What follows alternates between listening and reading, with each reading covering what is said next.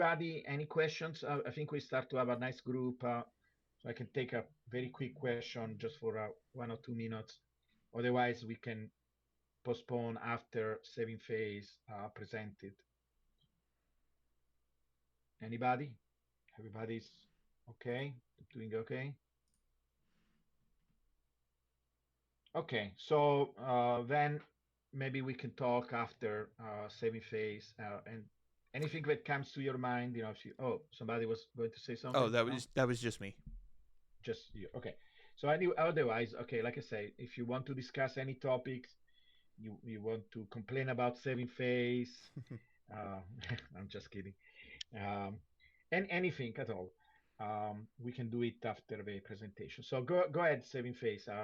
Okay. Please record your presentation and get ready for it. And then I'm eager to listen Yeah, what and you're you guys can presenting. interrupt me anytime to ask questions as well. I mean, truthfully, we're just going over the application, and it's easier to ask in the moment, and just kind of treat it like we're hanging out with friends.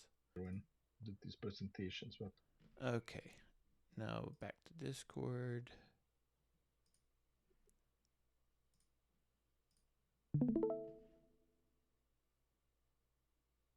Okay, can you guys see my screen? Hello? Yep. Can you yeah, guys see my screen? yeah, perfect. Okay. We can Yep, see it. perfect. All right. So I'm just basically going to go around the outside of the application and just basically talk about all the buttons and stuff to click on. So a lot of new people seem to have a hard time finding their username. This is where it is, and you can get extra settings inside here. I never really use this, but it is an easy way to see for notifications. So if you're like a new person and you're waiting on approval for for the indicators, when you do get approved, it'll show up in your notifications. So that's an easy way to tell if you do get approved. This is where you type in your tickers, and we'll go over this more later. But as you can see, you can highlight different ones if you want to make them more important. This here is like where you can add another symbol. Excuse me. So you can add it to all different types of ways. You can do it like an indicator on a new panel down at the bottom. You can have it on your chart, but just in a different scale. So it'll add a scale on the left-hand side. And this is good to look at the DXY. It's kind of inverse correlated to the dollar Bitcoin is. So you can kind of see that it's lagging a little bit. So another tip right there. So if you just want to get rid of your extra indicators on the bottom and only zoom into the top screen, if you double click on a empty area, it makes it full screen. But yeah, so this is just like a simple way to put two assets on the screen at the same time. It does count as a indicator though, so you'll have to potentially move things around if you run into limits. The next part here is your like different times, and you can see I have quite a few up here. If you want to add more to this list to be just easy click on, you just add stars. And you might not be able to do seconds. It all depends on your level of TradingView. But you can add or subtract as many of these as you want. And if you scroll down, you can see that there's like, it doesn't go higher than days. Well, it doesn't go higher than months. So say if you wanted a year, you would do a custom, and then you can do days, weeks, whatever, and then add it and create like a yearly chart, which is all squished together. There we go. Starting to have to zoom out real far. But And so here's another thing too. So say if your screen is all squished up like this, you can, it is on auto, but it's just really stretched out. Like we talked about yesterday, Giovanni did. You just drag it back in, and sometimes this can be too much. So you just move it around and make it to your liking. Um, this is pretty important though. It can help just with your having ease of access, making your life a little easier. This is all your candle types. Not too, I mean, you can play around with a bunch of different ones of these, but how we kind of use our charts, it's uh, it's very long term based. So pretty much just the candles or the bars or the line chart will all suffice because I mean, I'm not really looking at the bars too much when I'm this zoomed out. Uh, so this is your indicators. All your paid for indicators or invite only scripts will be in here. And then you can have personal ones. And as you can see, I've been busy over the years and I need to go through all of mine. Um,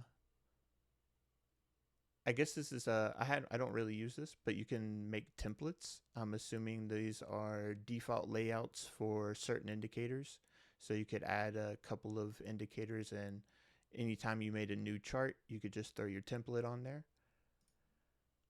This is alerts. And there's several different ways to get the same information. Usually, I like to, for alerts, if I want to do them, I will go to the indicator and go to the three dots. And let me see if one is actually has it. Here we go. So you can go straight to the indicator.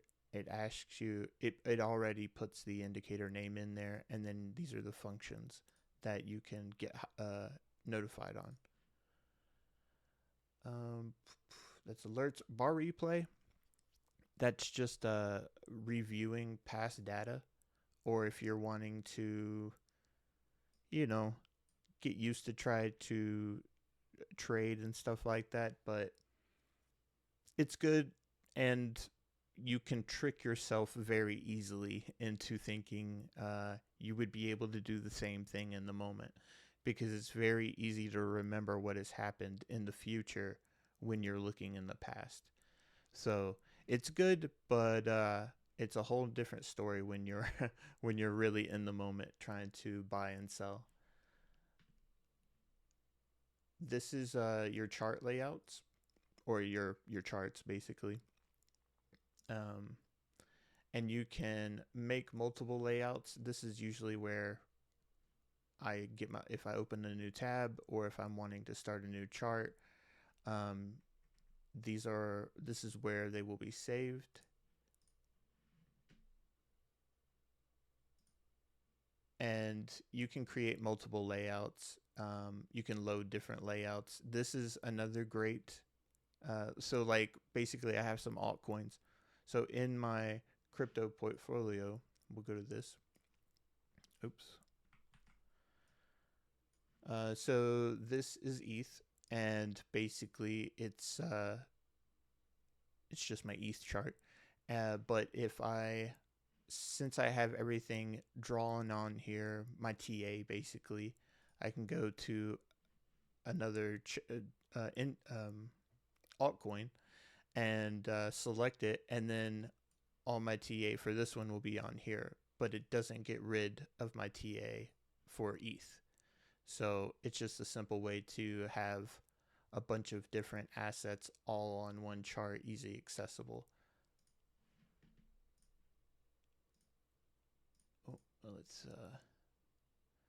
I don't really use this too much. Not sure what it's for. Never used it in my entire life. This is like your chart settings, which you can get to it here, or you can right click on the screen and go to settings, and it'll do the same thing. This is full screen. It'll just take away the tabs and stuff like that. This is where you can take screenshots of your chart, or potentially, um, can't remember exactly where it's at. It might be right here. Okay, so say if you wanted to share this whole layout with someone that they could look at, you can create a copy, create a link to your chart that someone else can look at, but they won't be able to mess with any settings or basically change anything. They'll just be able to look at what you're, the same thing that you're looking at. This is another great quality of life thing. I would definitely recommend going through and creating a list and then going through and adding all the assets that you normally look at. Um, I have a couple of different Bitcoin ones here, but it makes it so much easier than trying to go to where you type in your ticker, find the same one every single time. Because if you say do TA on Coinbase link chart and then you go to Binance link chart, all of your TA will be gone. And it's a big pain in the butt to find them all. So I definitely recommend making multiple lists. Same thing here. This is just all my alerts. This is you can end up running into problems. So say you have this indicator and you accidentally were moving around and you threw it on the chart. Well, if you don't know how to get it off the chart, you might end up deleting it. And if you had any TA on that indicator done, you could end up deleting it. Doing it by hand is basically just clicking on it, making sure it's highlighted like that with the blue dots. That's how you know it's highlighted. Grab it and just pull it back down to the time. And you let it go and it puts it back in place. So I've done this multiple times. You just accidentally go like this and then it's gone. You can double click the side to get back to auto as well. Or you can click the auto button. I've done that several times. When I first accidentally did it, I thought I broke something. But so this is where you can also say you have some indicator that is here. Good example. I've been looking at this SMA, and right now we can go to a little better spot. Okay, right now it is underneath the candles, but say I want to move it where it's above the candles. I clicked on the indicator itself, and it highlighted it over here, and I can just pull it above everything else, and now it sticks it above price because I'm getting my price, the bar color, from a indicator that is lower on the list. If you've ever done any video editing or picture editing, you'll know about layers, and this is basically just layers. So who's on top is who's covering underneath.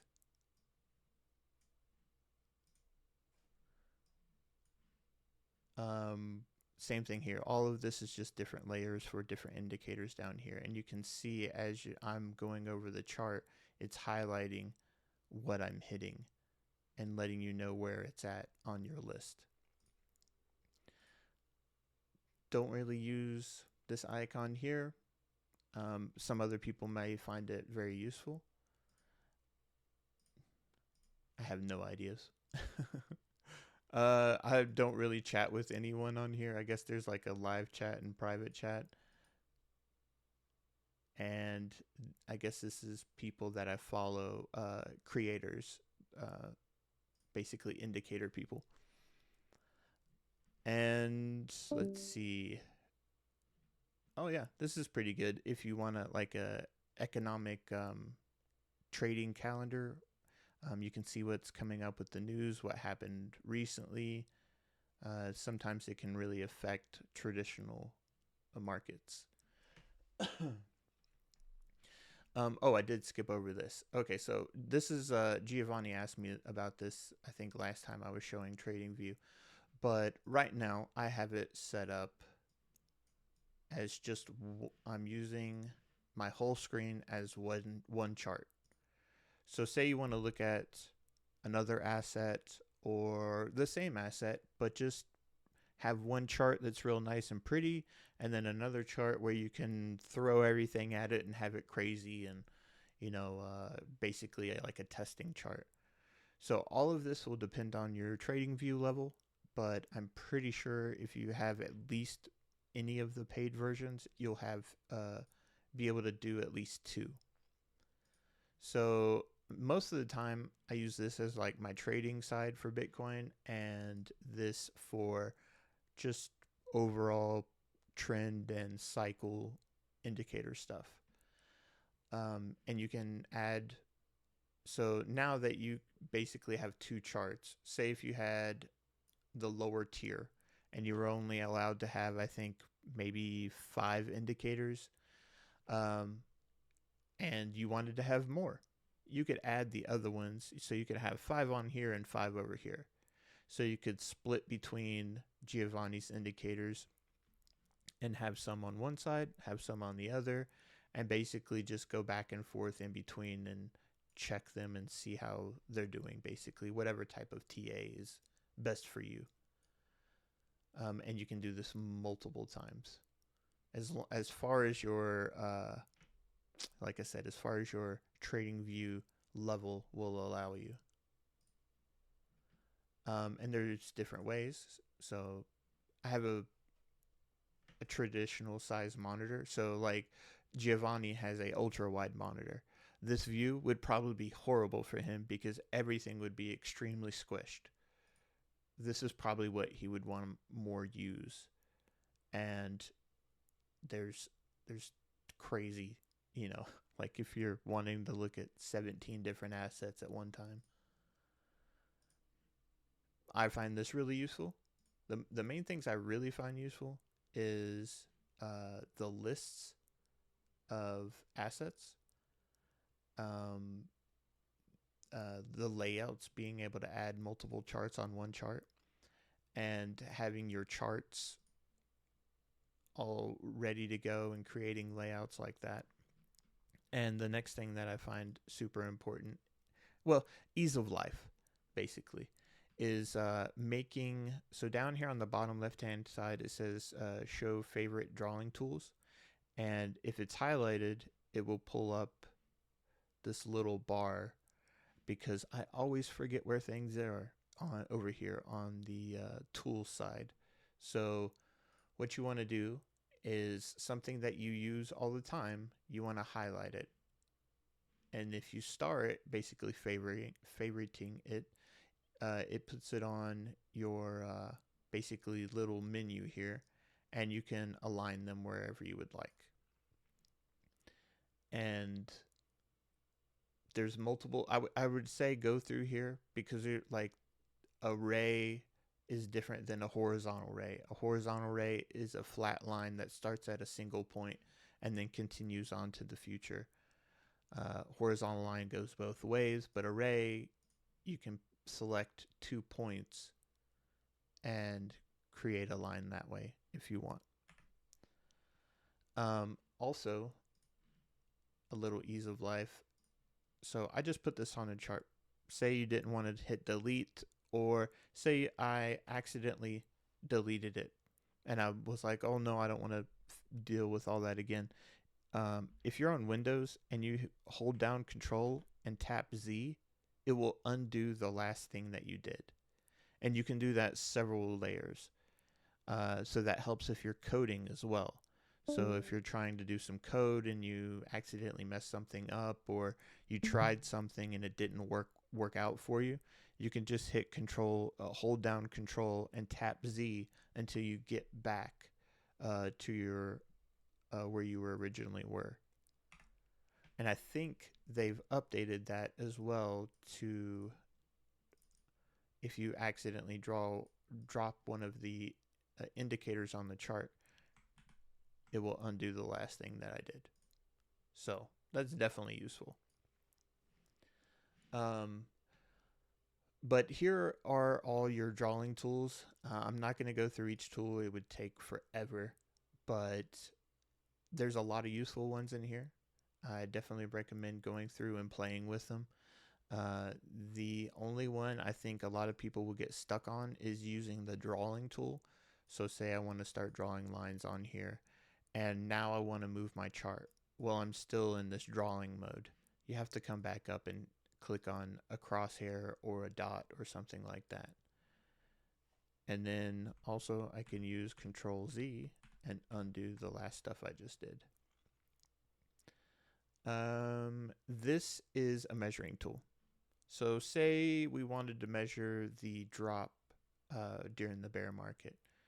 How you use the drawing tool, you have to have it selected, and then you highlight or you click on what level you want to start at. Now I just clicked and I let go, and right now I'm just moving the mouse with no buttons down. So you can do it like, say, both sides if you wanted to. You know, you could check stuff and say you wanted to get rid of it and not have it on your chart.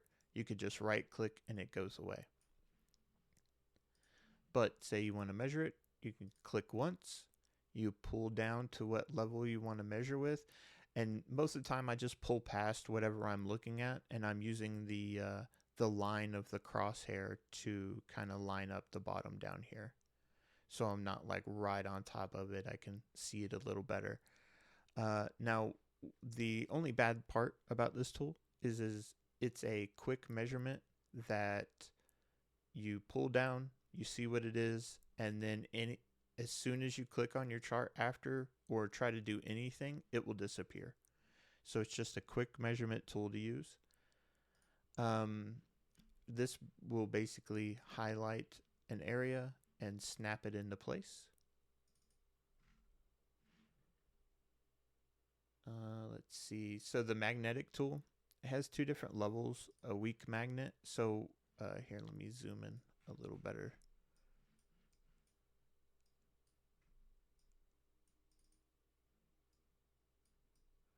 Okay, so say I wanted to, again, grab the, we will use the Fibonacci retracement. I have the magnet on, and if I get close to the bar, right now, the weak magnet, if you are further away from the bars, it won't snap to them.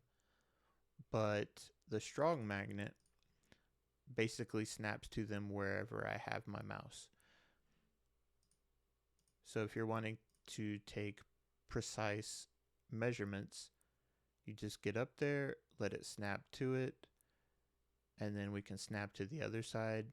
And there's the 50% mark from this move, if you, whatever way you want to measure it. I don't really use the magnet a whole lot, but it does come in handy if you're trying to be like right on the money with something and not have to move it up and down or zoom in some ridiculous amount. I guess the stay in drawing mode will keep you in drawing mode to where you can't, you would have to come back up and click on this to get out of it again. Lock all drawings. This is super useful. Say, okay, technically this is called a drawing. It's a, instead of trying to find it, I'll use my little chart here or my menu here. But so long position, you can click on long, and then you can adjust it to whatever you would like. And this is considered a drawing. So if I come back over here and click on lock all drawings, oh, is that the right one? That is stay in drawing mode. There we go. Now this should see it locked it. So if I wanted this to stay on the chart and not accidentally move it by mistake or something like that, you can lock all your drawings. And as you can see here in your, I guess these are invisible, that's why they didn't lock. But super useful. And another way, if you're wanting to, say, take a screenshot and you want to remove a bunch of, which I don't have a lot of stuff on here. But say you want, we'll do it with indicators. Say you wanted to remove all indicators. You can click the little arrow beside the eye and you can see the different options. Hide all drawings. It gets rid of all of the long positions. You can hide all indicators. You can hide all, which I don't have the bar body turned on. That's why it looks like that. And you can turn everything back. And it's just a simple way to clean up a chart really fast without actually having to remove anything. Let's see. I don't ever use the paperclip, so I'm not sure what this is. And then obviously the trash can is to delete things. You can delete all your drawings at one time if you wanted to. I don't recommend doing that, but I'm sure if you did it, you could Control Z and get back out of it.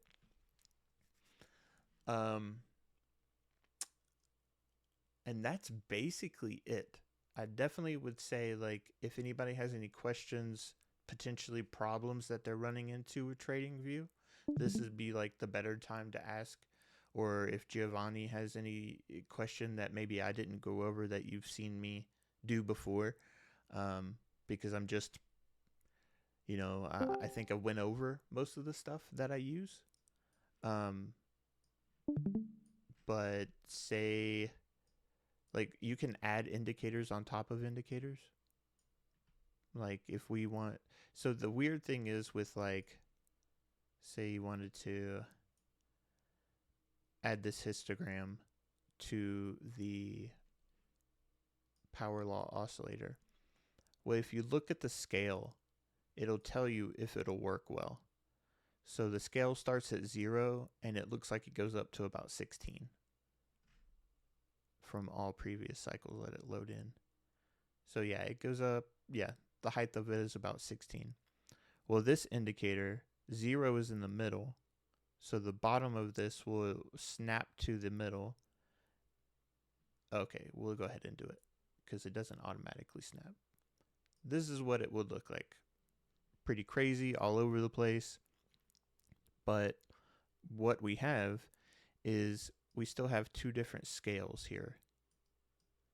And if you wanted to make it all one scale, that's usually how I like to do it, because then you don't have to worry about, oh, did I position this right and all that kind of stuff.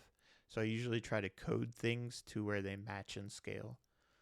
But I'm right clicking on the price axis and I'm scrolling down to merge all scales into one. And I want to do them on the right because everything else is on the right. And as you can see, it pretty much made it disappear because it's only going up to level 16 for this indicator. So it doesn't really match well with this, but there is, if you want to keep it like this, it's up to you. Whatever suits your fancy. There's no right or wrong answer. And then see if I can grab it and drop it. Got a lot of stuff going on, so it's a little laggy. So see right here, I'm having a little trouble highlighting it. So I should be able to come down to here, come down to the power law oscillator, click on the other indicator, and see I just highlighted it. So I now should be able to click, drag back down to here. Let's see if I can get rid of some of this lag a little bit. Too much data on the screen. But yeah, so you can run into a lot of weird little problems like that may seem like catastrophic or very hard to figure out. Most of the time, if you can highlight it, if you can get it highlighted, or if you can come over here to the TradingView layers, you can come over here and select it and get it back out of your way or get it back to where you would like it. Is there any type of questions for TradingView, or like any questions at all with maybe potentially new people that are running into problems? I know how you guys don't like to talk.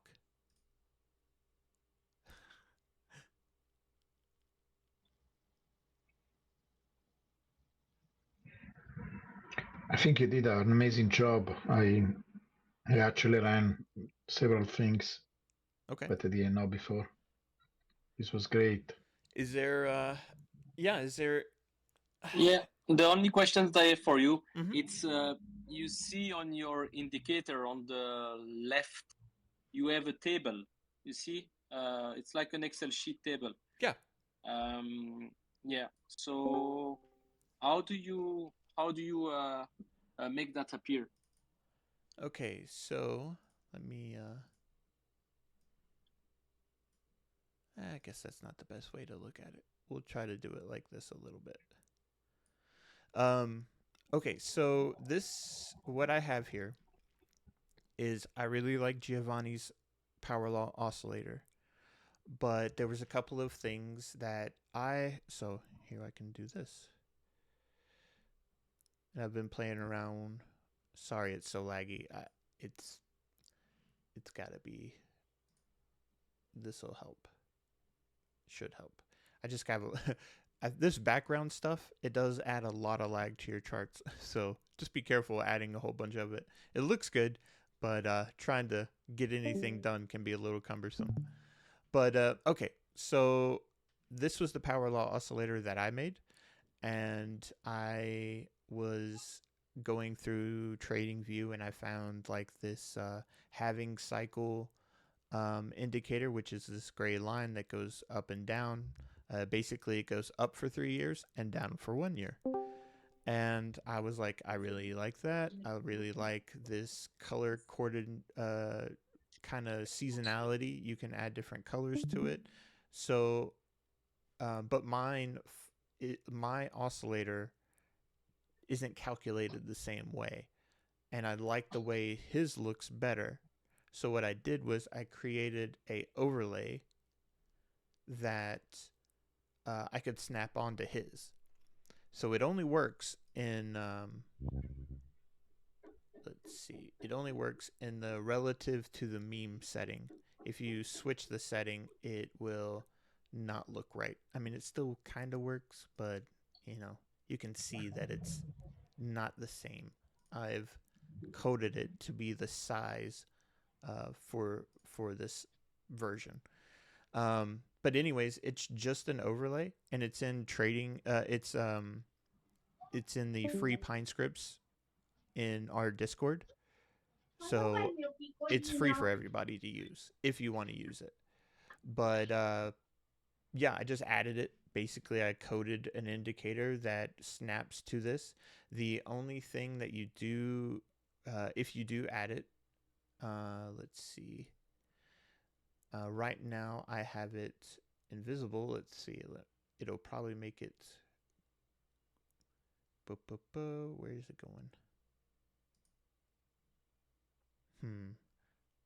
Anyways, I do have an EMA on here that you have to basically. I'm not sure why it's not showing up. I'm pretty sure it should be that one right there. But you need to have it follow the BTC power law oscillator percentage difference from the power law. Oh, okay. Maybe that's why it wasn't showing up. But if it when you add this, if you do add it, and it looks all crazy, and the EMA on the scale is like basically the same as the price scale, it's because it's trying to follow the price, and you have to tell it what indicator you're wanting it to follow. So that's why it may look all crazy in the beginning. But yeah, if I'm pretty sure. Oh, I'd have to switch what I'm sharing, but it's just in the free Pine scripts, and then you can add it and say you don't like all the extra stuff. You can totally turn it off or dig down into the code and save a copy. You can save several copies of this and delete things you don't want. You don't want the background, the future potentially take profit areas. It's down here at the bottom. You just go through. Don't be afraid to delete things because you can always go back to your original code. You can rename it like Power Law Original, and then save a copy of it and totally break it and potentially make it better. Because that's how that's how I've figured out all of this stuff, is basically just accidentally messing up and then having to fix it. Okay, perfect. And the orange band, they are dynamic or they are fixed? The orange band, which band? The orange band in the background. So Oh, which yes. is, yeah, The they are dynamics or they are fixed? it's set in Yeah, those one. time. Okay, it's set in time. Yep. Okay, perfect. Yeah. So it's from another uh, creator's indicator. I just saw it and I was like, oh, that's pretty nifty. I like it, but in my opinion, the most important part was the highlighted background. So to save a little lag, I took it off of this and just made it its own indicator where it's just the background color. But yeah, it basically shows up. It's a time thing past the halving. So Okay. I may have deleted the labels. Yep. Yeah. I didn't see the point in having the labels, but on the label it would say like 40 weeks past the halving or something like that. Basically, if you look at it, let's see if we can get the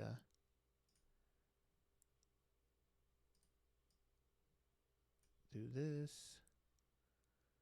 minimize all this stuff so we can get rid of some of this lag, or as much of it as possible.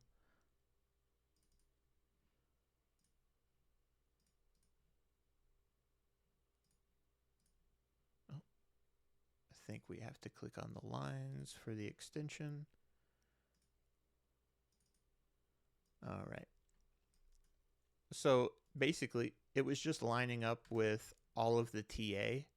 And that's why I was like, okay, here's another visual indicator, like pay attention to this zone, potentially this is where you might want to start taking some profits or look to, or maybe not buy, like if you're not wanting to buy the tops or you're just DCAing and holding, potentially this is where we're going to be overbought at some time in this area historically. So yeah, so you can see like on the power law oscillator, I mean not oscillator, but the spiral indicator. The spiral. Yeah, yeah. You, I like how this is set up. Basically, I use it like the hours of the clock, and I'm pretty sure that's why he named them this way. So basically, I think from around 10:30 to 12 o'clock is usually where the top is. So I couldn't do the 30, so I was like, okay, we'll just cut it down to 11 and 12. And I've made those stand out more than other times. Just so, again, kind of trying to throw red flags at you during this time so you're not, because most of the time people are going to be euphoric.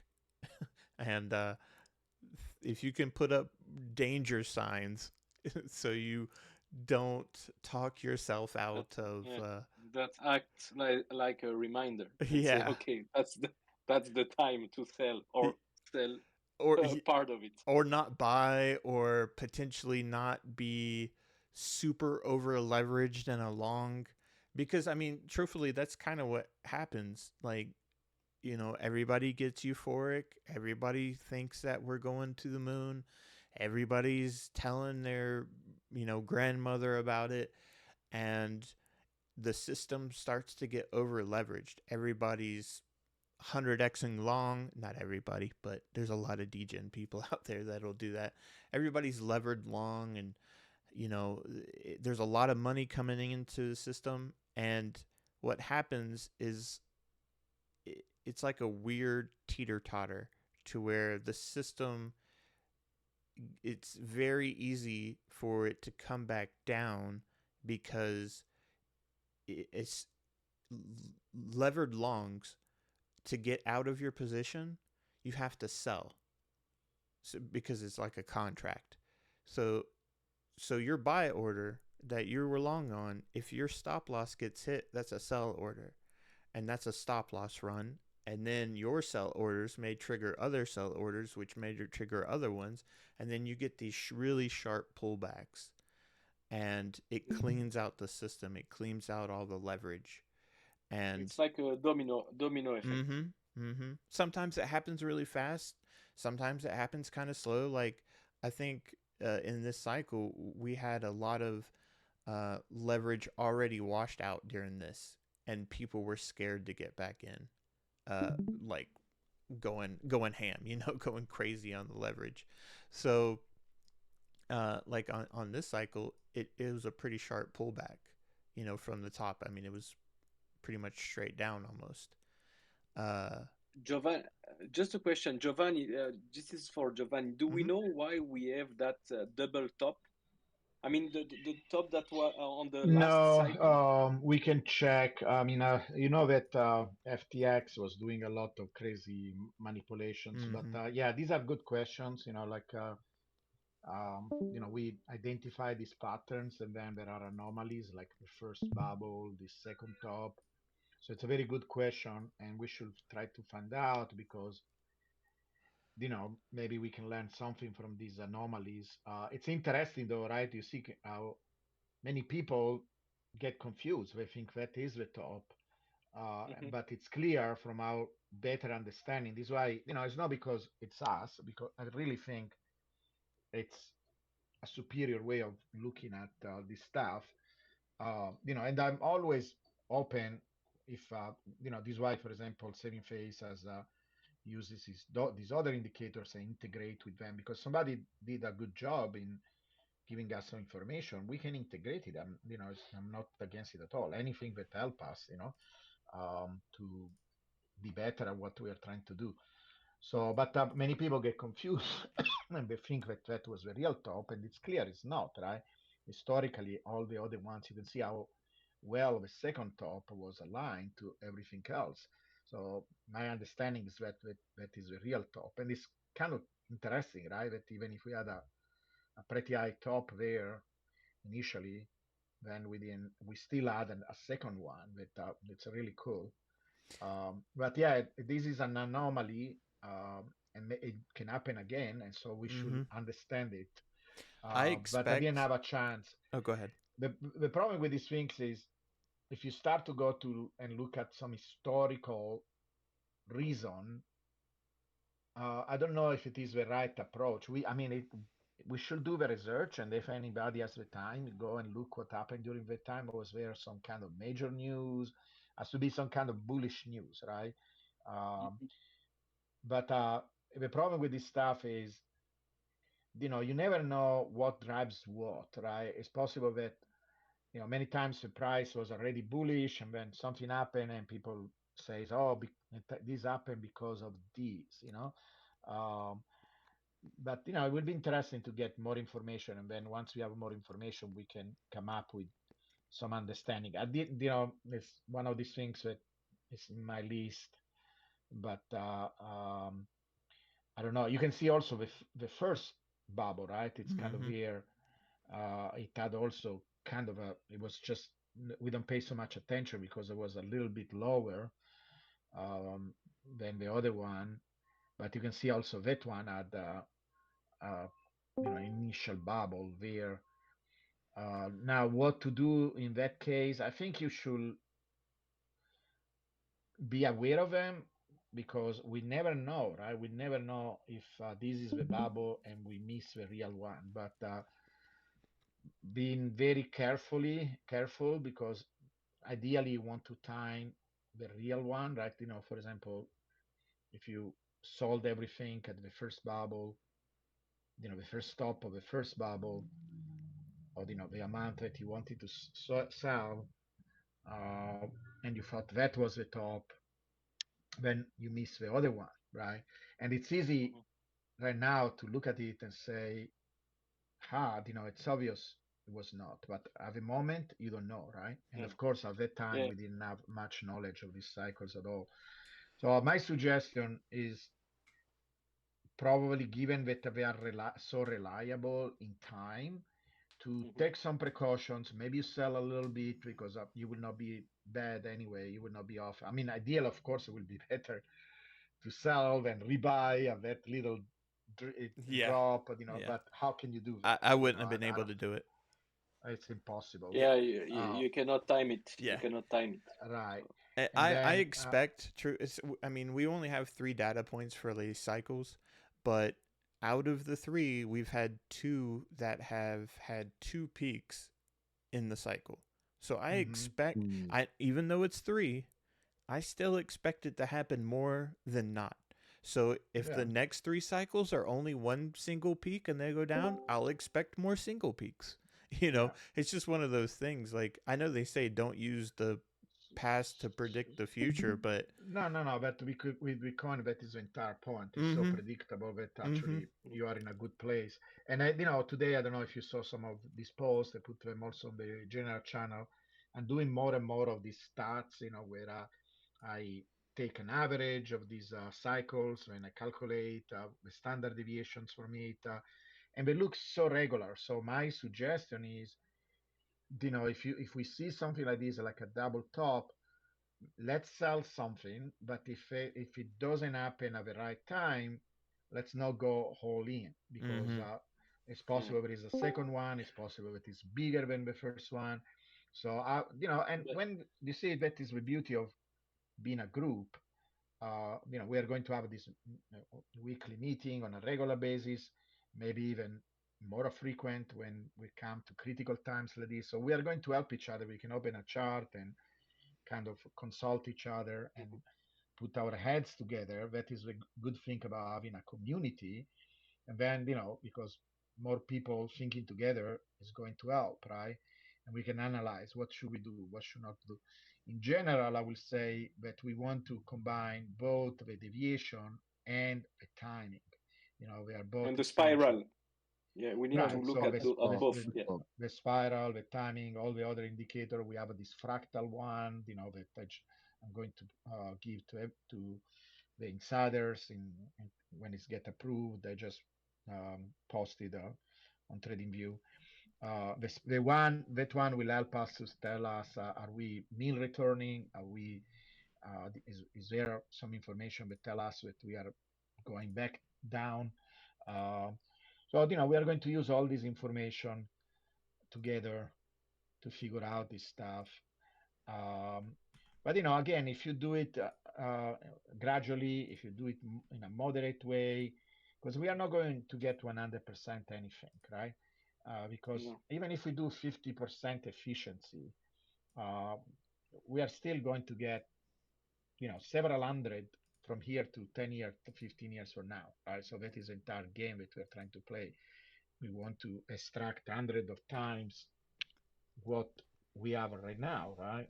In few years, 10, 15 years from now, instead of 64. 64 is what we get if a power law is true. And, 1,200 without leverage Yeah. if we do The perfect, but it should be a number in between these two things, maybe 200, So, and I think to if you do it, your yeah. to your opinion, what would invalidate the model? Let's say that in this cycle, we have a top after 12 o'clock. Do do you think that this will invalidate the model or not? Well, so first of all, when people say this, we have to be careful, right? So there are really two signals, and we are trying to combine two signals, right? There is a general power law trend signal that is the strongest signal. I don't think, Hmm. of course, as a scientist, I can never say 100% anything, but I would really be surprised if a power law is broken. Upside, downside, in particular, that bottom, I think, is very solid, and there are physical reasons why it exists. It's part of how the system works. So, as scientists, we are monitoring, we are keeping our eyes open.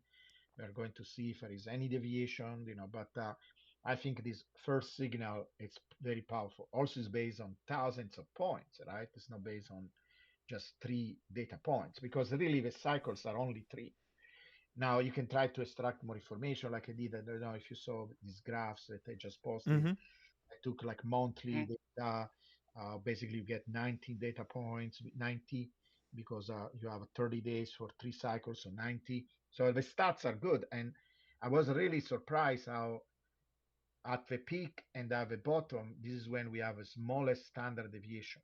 That is really cool, because that is really what matters to us. Right? It looks like there is a lot of consistency in being like this 11 hour, right? When the peak is supposed to be. Mm-hmm. Now, could it be 10? Could it be like, after 12?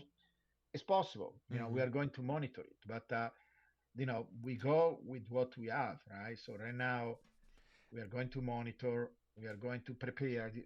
The beautiful thing about predicting is that you prepare, right? By the time is hour 10, we're going all to be all alert. We're going to focus. We're going to see. We're going to check all the other signs that the market is going down, that it's time to sell. We're going to do it gradually.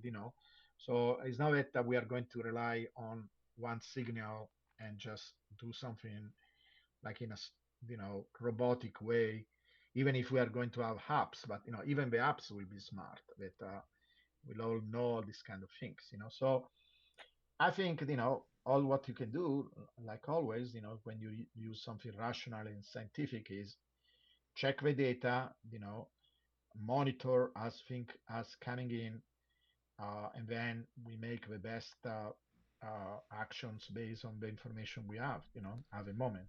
Yeah, I think Uh, it's important too to have a plan before you even get there. right. So, like, and that's why I keep saying this, but the tops and the bottoms are not a, I mean, they are, but try to think of them not as a dollar amount. Like, where's the top gonna be? 100,000, 200, 300? It like that doesn't. It doesn't really matter Yeah. because, like, so this is our chart, and if we've been buying underneath the power law, and you want to come up with a selling area, you go, and you look back in the past, you go, okay, cool. I want to sell somewhere in here. Right. You know what I mean? Like, don't, and even if it goes to, $400,000, you Yeah. made a plan, you stuck to it, you took profits along the way. Did you get every little, juice out of the orange? Maybe not, but you still got your orange, you got your cup of juice, and you might have to, deal with a little bit of leftover, and that's And total. the plan could also be leave Yeah, 2%, yeah, 1% 100%. Yeah, running, right? yep. And just for fun, because you can say I'm going to leave a little bit, but It's never not even good to that, be because all in or you're not all going to out. sell all your Bitcoin anyway, right? Yeah. So you're going to Mhm. sell, and so the Bitcoin that you're leaving, they are running, right? So you Mm-hmm. will say, well, okay, they run. I made additional money, because now you see that is a good thing about leaving 50% and not selling everything, right? You're going to sell 50%, let's say. It is pretty aggressive anyway, right? You sell 50%, you still have 50% running.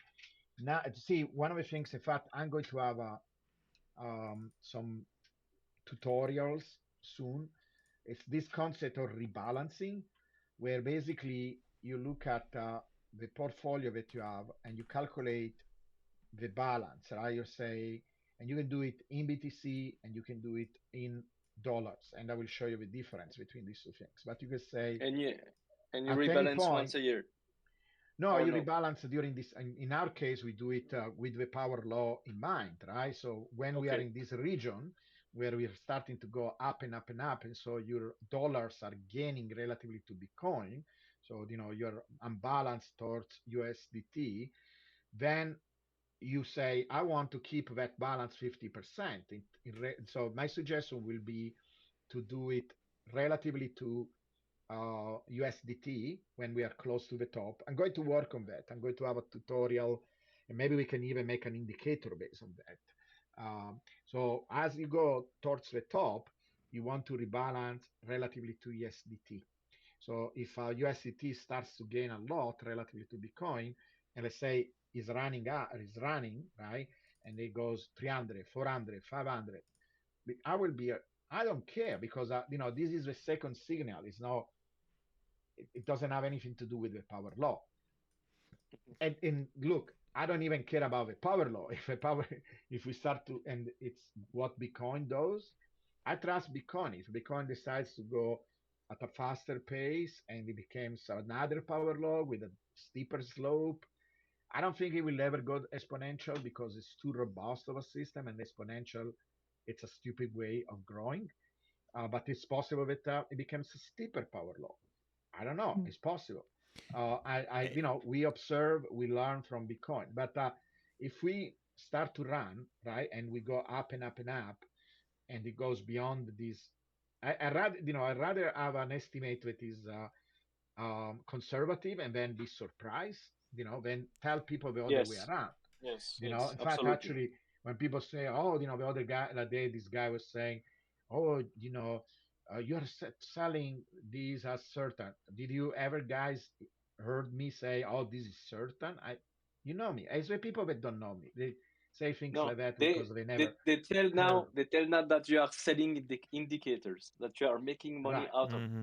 That I'm making money out of indicators, and, $5 at it. person, and it's my job. It's my job. I'm making this full time. I'm working 14 hours a day. Do I need to pay the bills or not? Like, are people working for free? I'm not working for free. I'm trying to, at the same time, I'm trying to be reasonable, etc. But you never heard me saying this is certain, this is not certain, right? I'm trying actually to be super conservative because I rather people be surprised and be happy, if something goes better than what we foresee, than the other way around.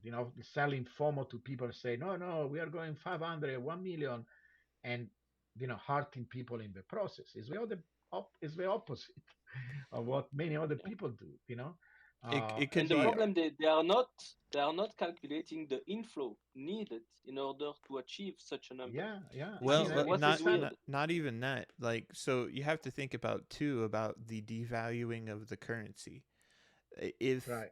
if you have something where it just shoots up in the US dollar, if it just shoots up like 100K in a candle, the something's breaking with the economy.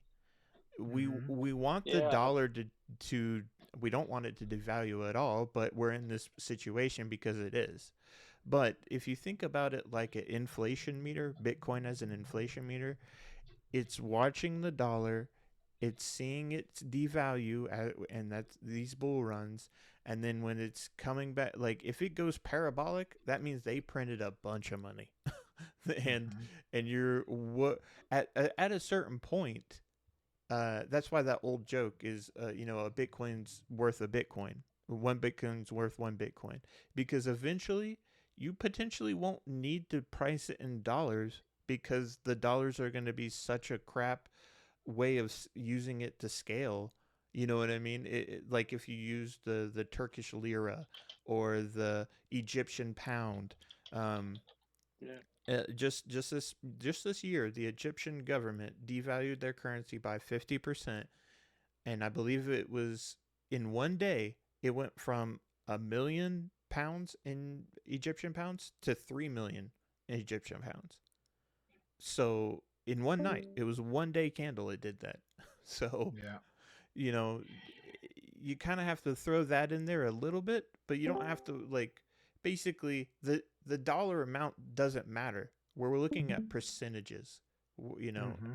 So, And anyway, so let's say that we go to 300, 400, 500, right? So I'm going to work on this long list of things I need to work on, but I really think it will be critical for us to do this rebalancing thing because, basically you have all this Bitcoin running, and now if you decided that you wanted to sell 50%, all of a sudden that balance is broken, right? Because you have uh, relatively to the dollar, you have more dollars, right, mm-hmm. than Bitcoin. And so you can rebalance by selling some Bitcoins, right? Um, because let's say that we reach this order. Now we have another sign. We have some more information. We will be able to say, hey, now it's going really going down, and now you have, $50,000, $60,000 more than what you were thinking to have, and now you can sell it, right? And you can do it. You rebalance the portfolio. You bring back that balance 50-50 because you had all these bitcoins running, over. You already sold some, but now you're reaching higher. You can sell some until you get back that balance 50-50, and now you will have more cash to buy back when we go back to the bottom. When we go to the bottom, you do the opposite. You want to do rebalance again. Uh, it's up to you. You could decide, I'm going to use all the cash that I have, right? Or maybe you want to leave a little cash because maybe um, you do it early and you don't catch the exact bottom. So if you rebalance and you keep that balance 50-50, now you can buy more Bitcoin. I can show you how to do it, and in that case you could do it 30-70 or whatever. But I'm going to do a tutorial on how to do that because it's a really powerful thing. Now you could even do it during, you know, maybe every month, for example. We can calculate what is ideal in terms of rebalancing, because actually, rebalance portfolio like that over time, you can make a lot of money. You can actually gain, and there is always a trade-off in terms of fees. But I'm going to do some work on that. But for sure, during these critical times, rebalancing your portfolio will allow you to, if you're always on the safe side, right? Um, if Bitcoin goes and starts to run out, because it's going to go down. It's not going to Mm-hmm. run out and then don't come back. Yeah. It's impossible. It's going Mm-hmm. to readjust itself, in particular during these crazy bubbles. But it could go 300, 400, right? And in that case, if you leave some Bitcoin, you will be able to get some of these gains automatically. So yeah, it's plan ahead. Yep. That's in fact, as we are coming closer, we are starting to have more scenarios. I'm going to create different scenarios. Mm. Maybe I should do like three scenarios: one only DCA, one a little bit, like in the middle, one more aggressive. I want to do even a kind of almost semi-degen case where you even want to short a little bit, as we go down. If you can do it, if you're in a country where you can do it, um, Yeah, because you can make money when Bitcoin goes down, or maybe buy yeah. some options and so on. So there are This, many yeah, this is many what, ways of doing yeah, it. this is what I'm doing, for example. So now I'm doing a conditional buying. So when on a monthly base, when the price of Bitcoin is below the power low, I buy. And Hmm. then I'm doing also, I'm selling puts on MicroStrategy, because unfortunately you cannot do it on Bitcoin, because you can buy option only on the DeFi, but with a financial institution you can only do with stock option. Hmm. So then I receive a premium, okay, doing so. So it's acting like, let's say that it's like a shorting MicroStrategy, which is correlated to Bitcoin. If Yeah. MicroStrategy goes down, I buy the stock, okay, because I will be obliged if there is a strike, and then I convert that to Bitcoin. If not, because we know that we are in a bull run, I receive a premium. Right. And as MicroStrategy, it's a really volatile stock. You receive a lot of premium, and with that premium, I buy bitcoins. It's like I receive Bitcoin for free. So Nice. Fantastic. that's one of the strategy that I'm doing. Yeah. And if you want to share this strategy and you want to write, some suggestions in one of the channels, anybody that has some ideas, you're always welcome. If anybody wants to do a presentation one of these Tuesdays, let me know, because if you want to share whatever and you want to help other in the group, that is more than welcome. Um, but yeah, so we have many different approaches, and the entire goal is to multiply our Bitcoin. About MicroStrategy, I'm going to make actually another eventually. In the next few days, I'm going to make an indicator because actually we found this very strong correlation between Bitcoin and MicroStrategy. So you can actually make a model, a predictive model based on the power law, because basically there is a power law between MicroStrategy and Bitcoin. So let's see if we can extract some more information about that. I would assume that's Uh, just because they hold it, right? right, but it's Yeah. weird that it responds so strongly, Mm-hmm. because It anyway, it's still. only, yeah, the only thing that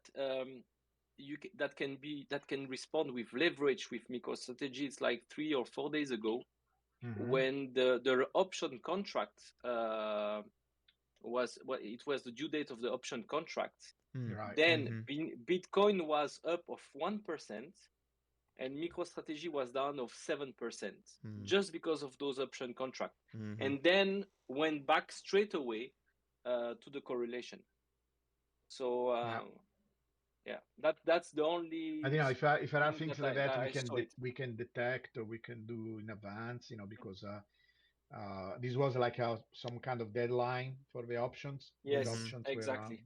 Yeah. yeah. So we should study these things because again, if we Last can Friday learn of every something month. and predict Yes. them in advance, etc., that will allow us to make some additional money. Why not? So that is very good. So yeah, we are building a lot of information, a lot of knowledge, and hopefully we can help each other to learn all these things. Yeah, for sure. All right, so I'm very glad that you made this presentation. So if you don't mind, please put it in the Sure. repository. Do you mind if I upload it in YouTube? No, You I can don't care. also, okay. Um, I'm going to upload it on YouTube. Hopefully nobody has a problem, about your icons or whatever. Let me know if that is a problem. I can kind of cover them maybe. But do you any guys? Do you have any other questions, or do you want to say anything? It doesn't have to be a question. It can be a comment. It can be anything. Anything at all. A tutorial on sizing would be good. I've been researching how to short Bitcoin via futures or the exchanges, but I'm not quite sure on what the minimum leverage you can use in terms of sizing. So some sort of safety tutorial on what we could get away with for sizing a position to short would be handy. Perfect. Yeah, yeah, yeah. We can do that. I was doing that a lot. I even had app at a certain point. I dig up a bunch of posts that I had on Facebook because even like 10 years ago, I was telling everybody on Facebook, "Oh, guys, you need to rebalance your portfolio." At that time, I was even doing halts because you can do it with halts. You can have a bunch of halts and then rebalance them over time. Um, but yeah, we can do it mostly focus on how to think it in terms of where we are relatively to the power law, because it's obvious, like, we want to rebalance relatively to the dollar when the dollar is going up, right? Relatively in the value in dollars when we have these FOMO periods, and then the other way around when we are at the bottom because we want to increase our bitcoins relatively to the dollar.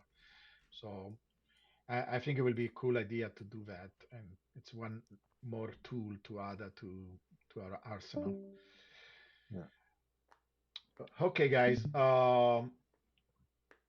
Unless you have any other comment, then maybe we can end it here.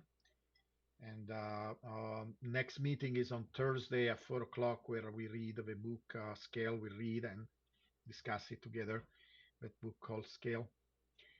Otherwise, then we have another meeting on Friday. We are going to show how to draw the power law on PineScript, like a very, very simple one, so everybody can learn how to plot it and everything. Maybe we can even try with Excel, so you can.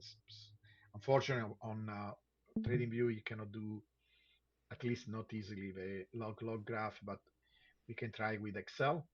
So because everybody in the group should do at least once in their life a graph of a log plot, so you can actually see it with your own eyes instead of relying on somebody else. So we do that on Friday at 3 o'clock. All right, guys. If there are no more questions or comments, we can end here. Thank you very much for showing up. Thank you so much. And See when you do we soon. have the receipt of the lasagna, Giovanni? I'm going to do the show. I'm going to do the show. It's just I need to do it. I was going back and forth, but I think it's a cool thing to do if I can do it. I got the apron. I got the little chef hat with a big coin on it, and so I need to show up this my uh, cooking stuff. So let's do it soon. Maybe even tomorrow if I can Okay. record. Okay. All right. Ciao, All guys. right. See you Take it Ciao, soon. easy, ciao. everybody. Thank you. Bye-bye. Thank you, Bye. Giovanni. Thank you, everybody. Yeah, no problem.